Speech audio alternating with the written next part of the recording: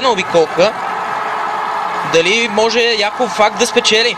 Това е Флориан Граф, с когото кара Яков Фак, така че го е настигнал и то доста сериозно с минута и половина. Яков Фак, времето на Свенцен, да! Успя да спечели. Той е във времето на Емил Хегле Свенцен. Фантастичен последен сектор за Яков Фак. Поклон пред тази фантастична публика и Яков Фак чака това, което ще направи Мартен Фурката. Ние чакаме Влади Илиев. 3 от 3. Страхотно време на Владко Илиев. Супер време на Влади Илиев. Задържа 0. Влади Илиев.